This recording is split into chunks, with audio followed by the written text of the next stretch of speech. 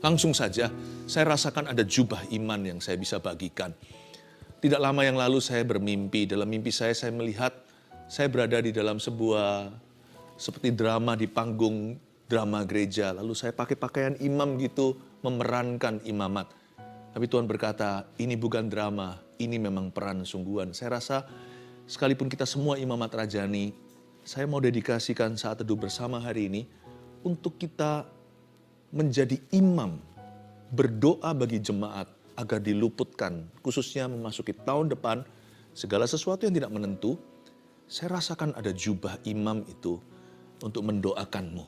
Nah, kita doakan supaya Anda diluputkan, bisnis Anda diluputkan dari mara bahaya, keluarga, kesehatan Anda, rumah tangga, hubungan, pelayanan, everything. Saya percaya Anda yang hari ini mengikuti saat teduh secara live-nya maupun nanti yang menonton kemudian sudah dipilih oleh Tuhan untuk bisa mendengarkan. Catat ini sebagai judulnya Gunung Peluputan di tahun 2023. Dan jikalau ini nanti ditonton 2030, 2032, kalau Tuhan belum datang, selalu ini adalah janji untuk menjajakkan kaki di depan itu. Tahun berapapun, tidak akan ada bedanya, Tuhan kita selalu alive. Mari kita buka sama-sama 1 Samuel 23.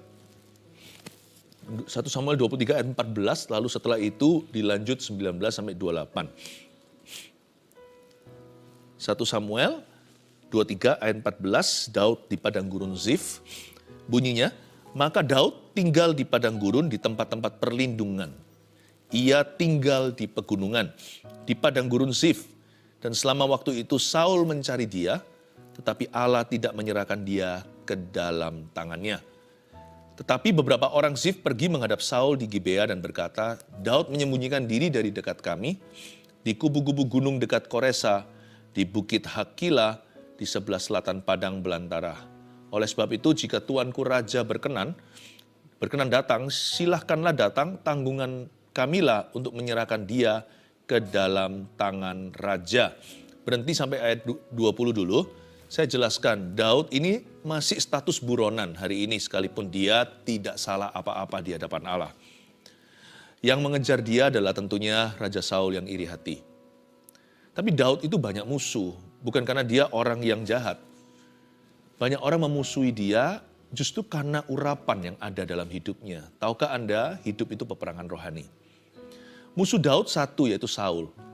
Tetapi yang menjilat Saul banyak.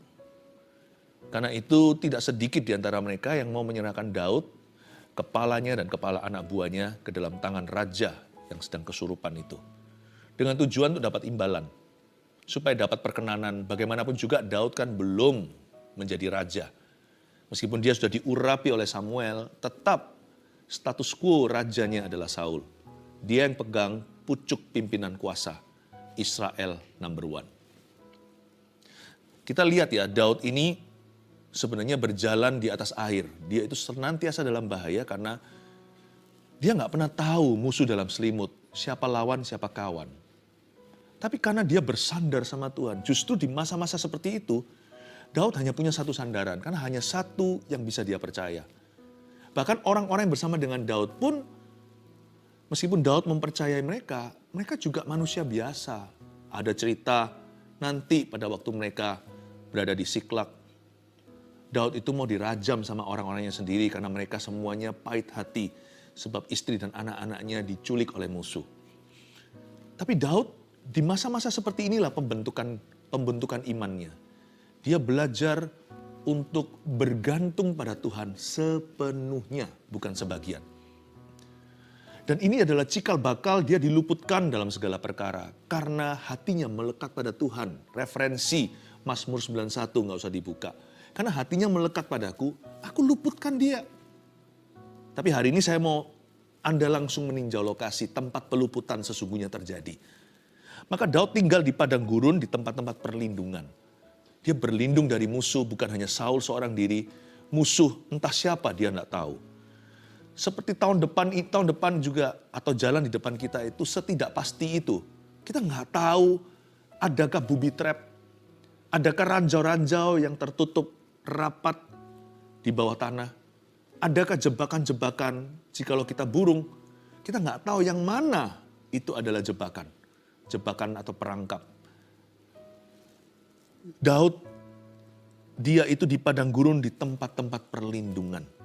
Ia tinggal di pegunungan, di padang gurun Zif. Memang dia suka sekali tempat yang merupakan dataran tinggi, karena di situ dia lebih kelihatan musuh. Tapi sebenarnya perlindungan Daud, kenapa dia aman bukan karena dia di pegunungan. Sebenarnya ada gunung batu yang gak kelihatan. Itulah gunung sesungguhnya. Gunung-gunung ini hanyalah tempat persembunyian sementara. Jangan pernah kita itu menjadikan uang tempat perlindungan kita. Status koneksi kita kenal siapa, kepandaian kita, pengalaman apalagi. Aduh, pengalaman itu adalah guru yang sangat-sangat miskin. Tuhanlah guru yang sangat luar biasa. Pengalaman kita bisa menyesatkan. Pengalaman juga bisa menipu. Pengalaman yang membuat beberapa orang jadi terlalu percaya diri. Karena dari dulu dia selalu lolos. Dari dulu dia selalu menang. Dari dulu selalu berhasil. Pengalaman juga bisa menjadi trauma. Dan trauma itu bukan kebenaran. Aku selalu mencoba cara ini, selalu gagal. Tapi Tuhan katakan kepada murid-muridnya, semalam-malaman kamu cari ikan gak dapat. Tebarkan sekali lagi di sebelah kanan. Maka apa yang terjadi? Mereka mendapatkan penangkapan atau mujizat penangkapan ikan. Jangan jadikan pengalaman patokan.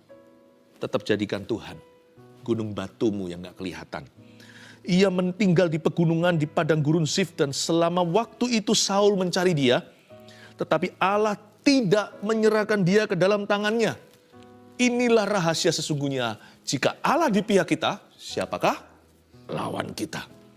Kalau Tuhan memihak pada kita, siapa yang berani menggugat kita? Inilah rahasianya. Kapan Daud intim sama Tuhan? Bukan waktu nanti dia berhasil jalan di atas sotoh, lihat Batsheba. Itu dia lupa diri. Justru ketika kita susah atau segala sesuatu tidak menentu, itu perfect timing, waktu yang bagus untuk kita kenal Kristus. Perkokoh fondasi percayamu pada Tuhan. Belajar untuk totally dependent on Him. Untuk berserah dan berserah penuh. Dan saat-saat itulah dia belajar untuk bergantung pada Allahnya. Tetapi Allah tidak menyerahkan dia ke dalam tangannya. Ini kunci. Gunung-gunung fisik itu atau gunung-gunung jasmani nggak bisa menyembunyikan dia forever, selama-lamanya dari Saul. Cepat lambat pasti ketangkap. Kalau bukan karena Tuhan yang membangun rumah, sia-sialah orang membangunnya. Kalau bukan Tuhan yang menjaga kota, sia-sialah mereka menjaganya lembur-lembur sampai pagi. Sepandai-pandai tupai terbang, sekali-kali dia akan jatuh pula. Gak mungkin dia bisa selama-lamanya.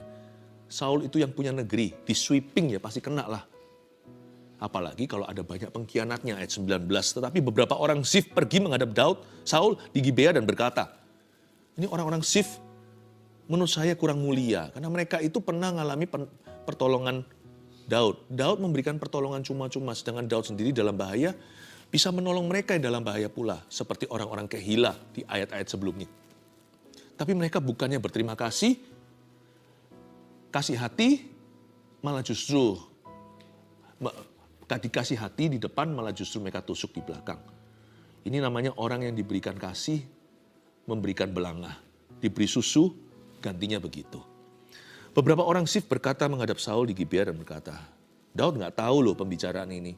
Daud gak maha tahu soalnya. Orang-orang Zif ternyata mau menyerahkan dan menjual Daud. Daud menyembunyikan diri dekat kami di kubu-kubu gunung dekat Koresa, di bukit Hakila, di sebelah selatan padang belantara. Waduh, kalau bukan karena Tuhan di hidup Daud ya, Daud itu sudah pasti dimangsa mentah-mentah. Karena kita manusia itu hanya bisa menilai tampak depan. Kita nggak pernah tahu siapa kawan, siapa lawan. Justru ketika kita sudah percaya sama seseorang, bisa jadi setan menghinggapi lalu orang itu mengkhianati. Tapi Daud itu pegang teguh pada Tuhan. Engkau gembala yang baik. Di tempat-tempat seperti inilah, di gunung batu belantara, di padang pasir, Daud mencipta, menggubah lagu salah satunya tentang gembala yang baik.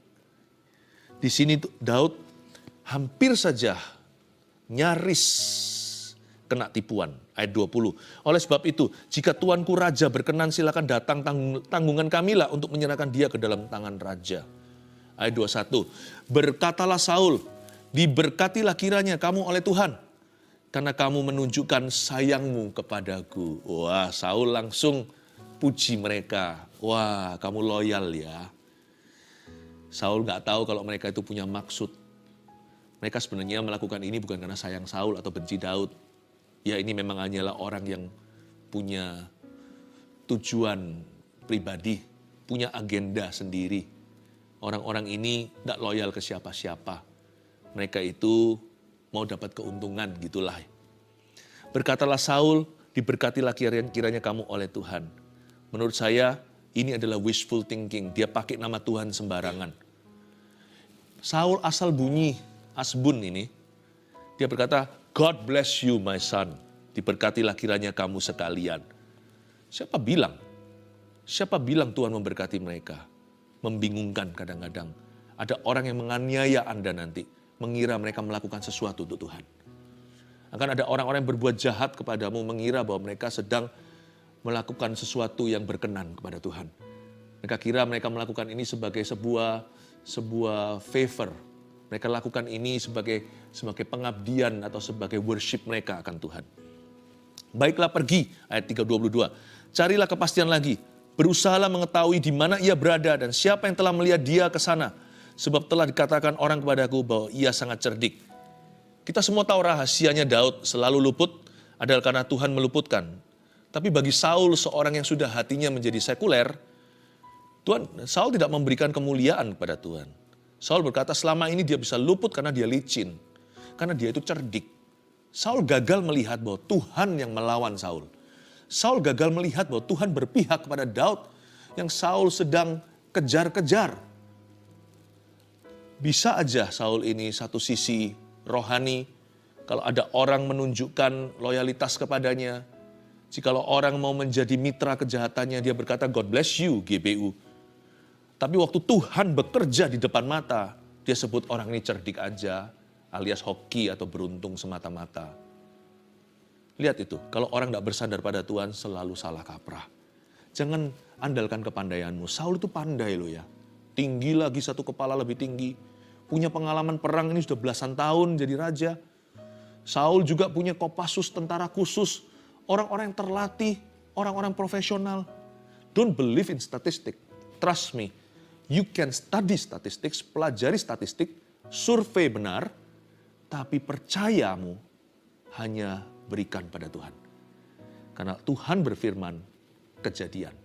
Kalau Tuhan tidak berfirman, sia-sialah semua yang kau pegangi itu. Berusahalah mengetahui segala tempat bersembunyiannya. Kemudian datanglah kembali kepadaku dengan kabar yang pasti dan aku akan pergi bersama dengan kamu. Sesungguhnya jika ia ada di dalam negeri, maka aku akan meneliti dia di antara segala ribuan orang Yehuda. Inilah kedagingan ayat 23. Saul memulai dengan sebuah pesan, berusahalah mengetahui semua tempat persembunyiannya. Survei seluruh sebisanya.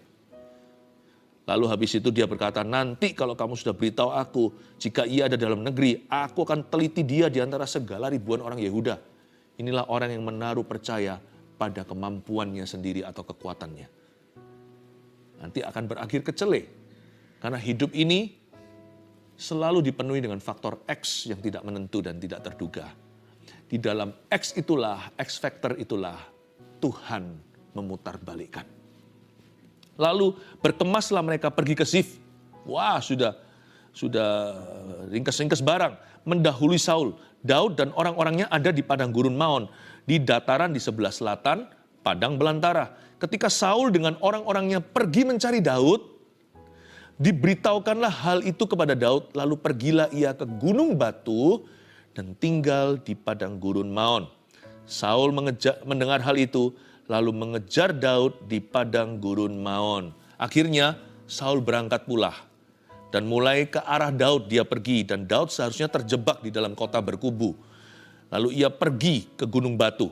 Daud itu bisa tahu Saul sedang ke arah dirinya. Pertanyaan saya 25, siapa yang beritahu Daud? Mungkinkah dia dengar suara Tuhan? Sangat memungkinkan karena Daud itu selalu mengejar hati Allah dulu. Atau mungkin juga ada rahasia intel yang dibocorkan. Mungkin Daud memang pasang orang-orang tertentu untuk cari informasi. Pokoknya ya, lewat cara alami atau supra alamiah, orang-orang yang dibela oleh Tuhan tidak akan telat selangkah. Itulah salah satu wujud peluputan. Boleh dikatakan hoki atau itu sebuah keberuntungan, atau memang sebuah kesengajaan, orang yang diluputkan Tuhan itu selalu one step ahead. Baik dia sadari atau tidak, sekali lagi itu kesengajaan maka dia sadari. Kalau itu keberuntungan, dia tidak menyadarinya. Setelah lewat bahaya berkata, wow, you know what just happened. Tahu nggak apa yang baru terjadi? Nggak nyangka karena ini tidak kita rencanakan. Tapi Tuhan luputkan. Luar biasa loh, orang yang tidak bersandar pada kekuatan. Padahal Saul itu bukan one step ahead. By default, dengan perencanaan, by design, Saul itu sudah merancangkan 10 langkah di depan. Jadi saya bayangkan Saul dengan kawan-kawannya, dengan ratusan pasukan khususnya, atau ribuan, semua sudah pergi itu tanpa sirene. Jadi kalau andai kata ada penangkapan, ada misi rahasia, tentara atau aparat, nggak mungkin kan pasang sirene rame-rame kalau terjadi penggerebekan, kan langsung mendadak. Saul juga menerapkan sistem atau strategi gerilya dalam hal ini. Dia nggak boleh menyentak Daud sehingga Daud lari.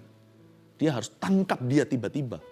Tapi aneh, sekalipun Saul dalam kekuatannya, dalam kebrilianan strategi perang, dengan semua intel-intelnya dan semua toolnya, segala teknologi berpihak sama dia. Semua koneksi adalah miliknya. Dia sudah tata 10 langkah, jatuh sendiri ke lubangnya. Nggak mempan. Jikalau bukan Tuhan, nggak bisa kita jaga diri seperti itu. Dan kalau bukan Tuhan yang menyerahkan ke tanganmu, Anda bisa berusaha juga nggak akan mampu. Ini luar biasa. Setiap senjata ditempa melawanmu bukan hanya tidak berhasil, Yesaya 54, tapi malah justru jadi peluru keberhasilanmu. Ini ajaib kalau menurut saya. Ini kesengajaan Tuhan, disengaja atau tidak oleh Daud. Tapi saya kagum juga Daud itu kok bisa cepat ya dapat informasi. Ayat 26, Saul berjalan dari sisi gunung sebelah sini, dan Daud dengan orang-orangnya dari sisi gunung sebelah sana. Wow, nyaris ini. Daud cepat-cepat mengelakkan Saul, tetapi Saul dengan orang-orangnya sudah hampir mengepung Daud serta orang-orangnya untuk menangkap mereka. Inilah adegan yang paling berdebar di ayat 26. Saul berjalan dari sisi gunung yang sama, di sisi sini, Daud di gunung yang sama, di sisi sana. Sama-sama di lembah. Ini gunungnya yang memisahkan mereka. Kalau mereka sama-sama begini cepat-cepatan, gimana pun juga, mana bisa menang sih, Daud paling pakai kaki. Saul ada kuda. Jadi paling tidak nanti kalau Daud sudah ada di depan, pasti terkejar. Itu bisa ketemu di ujung gunung. Disinilah clash terjadi. Ini sudah fate atau sudah takdir kayaknya. Nggak mungkin bisa Daud itu mengelak lagi. Sudah hampir mengepung Daud itu berarti nyaris sekali. Aneh ya, gunung sama tapi ada dua sisi cerita. Gunungnya sama itu. Sisi Saul ada setan. Sisi Daud ada Tuhan. Di sisi Saul digagalkan. Di sisi Daud diluputkan. Tapi nyaris. Ini berdebar sekali. Ini kalau orang yang gak suka thriller ya, nonton yang tegang. Jangan nonton yang begini. Ini bukan action, ini thriller. Ini sudah horor dekat-dekat lagi. Sudah hampir mengepung Daud dan nyaris menangkapnya. Kata sudah hampir itu nyaris. Nyaris itu definisinya apa ya? Nyaris itu ngeri-ngeri sedap ya rasanya ya. Tapi kalau nyaris itu membuat orang jadi takut. Kenapa? Kalau sesuatu itu nyaris terjadi, orang jadi jatuh hati. Jatuh hati bukan jatuh cinta, hatinya jatuh. Dia berkata, aduh, jangan pernah kita itu takut karena sesuatu nyaris terjadi. Karena dalam kamus orang percaya, nyaris itu tidak sama dengan sudah terjadi. Nyaris itu kan menurut Anda yang mengalaminya, tapi dari mata Allah itu masih jauh. Itu nggak akan terjadi karena di kamus kita nyaris itu sama dengan tidak akan terjadi. Bukan hanya belum terjadi, tidak terjadi. Nyaris itu tidak akan terjadi. Hampir rasanya. Misalkan kita diluputkan dari kecelakaan. Ya kita nggak bisa berbahagia kalau orang lain yang tertabrak.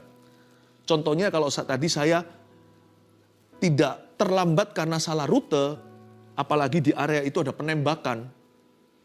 Saya sudah sampai di situ, persis di lokasi yang saya mau tuju. Ya tempat itu terjadi penembakan, itu bisa saja aku atau orang yang aku cintai. Kita nggak bisa bahagia karena ada orang lain tertembak di sana. Saya pernah alami itu dengan keluarga saya waktu ada di luar negeri waktu itu. Kok bisa sudah pakai ini loh pakai satelit untuk mengarahkan, saya bisa salah jalan. Tapi gara-gara itu tempat yang kami tuju itulah ada penembakan waktu itu. Nah kalau kita tiba 10 menit sebelumnya, kita ada di sana. Tapi saya nggak bisa bahagia karena orang lain tertembak. Tapi kami diluputkan. Satu sisi saya bersyukur, satu sisi saya sedih. Meskipun saya tidak mengenal siapa yang ditembak, tapi kami sedih pula. Tapi bersyukur, anak-anak nggak apa-apa. Bisa saja kita dagdikduk di hati, deg-degan nih, nyaris itu. Bukan nyaris, itu jauh. Karena ada tangan Tuhan seperti gunung menghalangi itu, nggak terjadi atasmu. Nyaris jangan membuatmu takut atau trauma lain kali.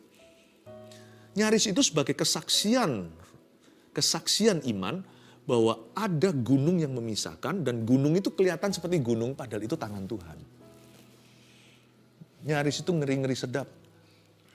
Kayak ngeri sekali tapi sebenarnya ada keindahan di sana, ternyata nggak terjadi juga. Inilah berkat bagi orang-orang yang berseru kepada Tuhan.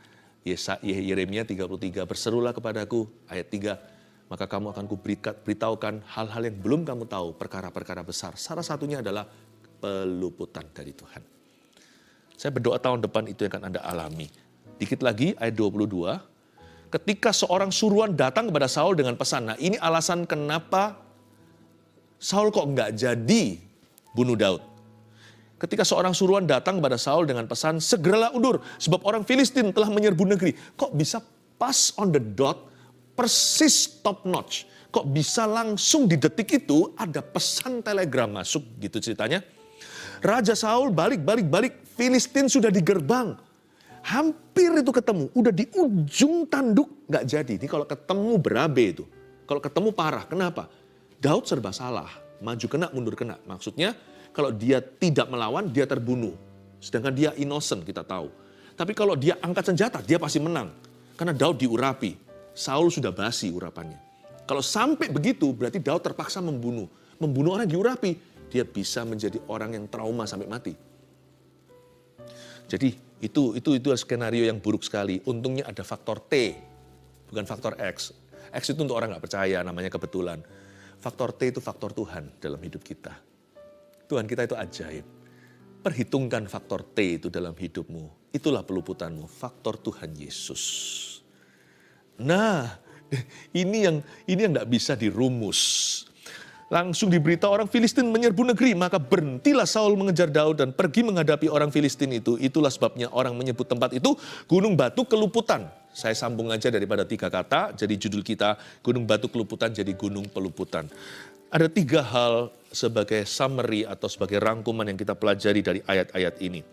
Gunung Peluputan di tahun 2023, catat baik-baik agar Anda klaim ini waktu berjalan tahun depan. Ini kan sudah menjelang akhir tahun. Mari kita itu berdiri di atas dasar iman. Sebab manusia tidak ada yang maha kuasa atau yang maha tahu. Mari kita terima prinsip ini dan kita terapkan di dalam hati dan klaim janji. 1, yang penting Allah tidak berniat menyerahkan kita ke tangan musuh kita. Itu yang utama, you see. Tahun depan mau cari apa kalau bukan pertama-tama cari Tuhan? Oh, Tuhan yang pegang kunci. Manusia itu hanya bisa gagah maksimal itu di hari ini. Hari depan itu selama atas masih ada langit, kita bisa tertimpa. Dan di atas ada yang maha kuasa, selama manusia masih bisa mati. Jangan sok, jangan sombong, jangan tinggi hati. Yang penting itu Allah nggak berniat menyerahkan kita ke tangan musuh. Kalau Allah sudah niatnya begitu, siapa yang bisa menolongmu? Tapi kalau Allah berniat menolongmu, apalagi meluputkanmu, siapakah musuhmu? Itulah saya sebut, itulah sebabnya saya katakan, building your relationship with God is your best backing. Membangun hubungan pribadimu dengan Tuhan. Hubungan pribadi dengan Allah yang hidup itu adalah backing kita. Itu adalah sistem perlindungan kita, adalah sistem support sistem kita, dukungan kita yang paling besar dalam hidup ini, keluarga, hidup pribadi, dalam bisnis, pekerjaan, karir kita, studi, masa depan. You need God. I need Jesus. Kalau saya butuh Yesus tahun ini, tahun-tahun lalu saya selalu butuh Dia, tahun depan apalagi. Karena tahun-tahun di belakang saya sudah berlalu, tahun depan saya nggak tahu. God, I need you. Ayo ditune ini hatinya mulai ke FM-nya Tuhan. Yang kedua, tugas kita berdoa dan bersungguh-sungguh dalam tanggung jawab kita. Tugas kita cuma ini aja. Jangan lelet, jangan lalai, jangan lengah. Jangan kita itu meremehkan. Jangan anggap enteng apa-apa. Kalau itu dalam tanggung jawabmu, besar atau kecil, berusahalah sungguh-sungguh. Dan berdoalah. Maksud saya begini, ketika Saul lagi maju itu Daud kok bisa tahu? Saya percaya di dalam alam, di dalam dunia natural, secara alami, Daud itu tanggung jawab. Dia punya watchtower, dia punya menara. Meskipun dia percaya Tuhan, pasti yang di gunung-gunung batu itu ada shift-shiftan. Saya pernah ke En-Gedi di Israel, nanti tahun depan saya akan bawa jemaat ke sana, kepingin lihat En-Gedi lagi, tempat persembunyian Daud. Di situ itu di celah-celah the rocks atau di celah-celah gunung batu, itu ada tempat untuk bisa ngintip. Kenapa dia di tempat itu? Karena dari situ bisa kelihatan plain atau kelihatan dataran rendah. Kenapa Daud pilih di situ? Kenapa dia nggak ke lembah? Dia nggak bunuh diri lah ya. Sekalipun dia percaya Tuhan, ada tanggung jawab in the natural, di dalam alam natural yang harus dia kerjakan. Dia pasang orang, dia lihat dari sana, apakah ada musuh. Dari sini kita tahu bahwa Tuhan tidak melakukan semuanya untuk kita. Tuhan sisakan sebagian kecil namanya ketaatan. Tuhan sisakan saham yang minim itu namanya tanggung jawab kita 100%. Muliakan Tuhan dengan tanggung jawabmu. Saya yakin Daud ada pasang intel-intel. Karena dia memang di dalam dunia militer. Dia pasang semuanya, dia gather information. Dia mengumpulkan informasi seperlunya. Lalu dia kelola informasi yang dia terima. Dia buat keputusan. Dalam membuat keputusan pun dia dengar-dengaran loh. Dia suruh Abiatar, imam itu datang dengan efodnya, dengan baju imam untuk cari kehendak Tuhan. Gua mundur atau gua maju? Saya biarkan atau saya lawan? Waktu dia tolong orang Kehila, dia juga tanya Tuhan, apakah seharusnya aku maju melawan Filistin itu, akankah kau serahkan mereka kepadaku? Di sini Daud imbang antara apa yang supra alami dan apa yang alami. Jangan lemparkan ke Tuhan kalau itu tanggung jawabmu. Malah lakukanlah itu dalam pertolongan Tuhan. Kerjakan tanggung jawabmu di dalam Tuhan. In the natural, makanya itu saya kasih bocoran dulu. Di Gereja Mawar Sharon yang saya gembalakan, tahun depan namanya tahun menabur doa dan menuai sukacita atau the year of sowing prayer and reaping joy. Kita mesti banyak berdoa. Salah satu bentuk tanggung jawab kita di dalam alam yang natural adalah berdoa. Yang enggak natural itu jawaban doa, itu supra alamiah. Doa itu tetap tergolong alami. Karena kita bisa berdoa sekarang kan kita bisa memilih saat teduh atau kita pergi kemana. Kita bisa aja pagi hari bolong saat teduh pribadi atau kita masuk ke ruang doa kita dengan Alkitab kita atau di ruang kecil itu di sudut mana. Doa itu alami, doa itu keputusan kecilmu. Lakukan 100% untuk Tuhan, konsentrasi. Sebab tahun depan orang yang menabur doa akan menuai sukacita. Salah satu bentuk sukacita itu adalah keluputan yang Tuhan berikan. Doa supaya hati-hati. Sebab tanpa doa kita bisa 1000 hati-hati tetap akan jatuh dalam perangkap musuh. Tapi dengan doa kita hanya perlu double hati-hati. Kita perlu careful aja dan kita tanggung jawab dalam segala responsibility atau duty, segala tugas-tugas kita. Nanti lihat ya, ada perkara-perkara di luar kendali kita, di luar kuasa kita yang terjadi dan kita tahu Tuhan campur tangan, Tuhan turun tangan. Tugas kita berdoa, catat itu, jangan kurang dari ini. Dan bersungguh-sungguh dalam segala tanggung jawab kita. 3. Di atas semua above all, ada keajaiban Tuhan yang melindungi dan meluputkan kita. Ini bukan lagi 100% usaha kita, ini 0% usaha kita. Ini bukan 100%, 100% usaha kita itu di poin nomor 2, berdoa dan sungguh-sungguh dalam tanggung jawab kita. Ini 0% kita, ini murni kedaulatan Allah, the sovereign work of Christ. Inilah perbuatan Tuhan yang daulat, tidak ada campur tangan manusia di dalamnya. Tahukah doa itu kita? Jawaban doa itu Allah. Doa itu 100% kita. Jawaban doa itu 100% dari Allah. Sebenarnya doa nggak 100% kita juga, kita ditolong Roh Kudus sepenuh-penuhnya. Sebenarnya kita itu saham kecil aja, hanya taat saja. Di atas semua ada keajaiban Tuhan yang melindungi dan meluputkan kita. Sadari ya, pada waktu nanti kita terhimpit, kecepit, Anda akan lihat setelah lewati, wow, Anda bisa berkata, kok bisa gitu ya terjadinya? Kok bisa terjadi begitu ya? Anda akan tercengang. Dan akhirnya semua orang sekeliling Anda tidak bisa menyangkali. Semua orang mengangguk kepala dan berkata, ini Tuhan. Itu akan terjadi nanti tahun depan.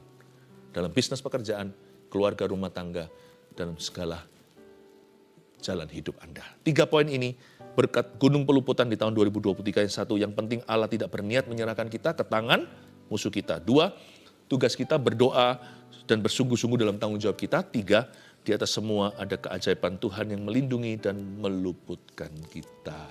Haleluya.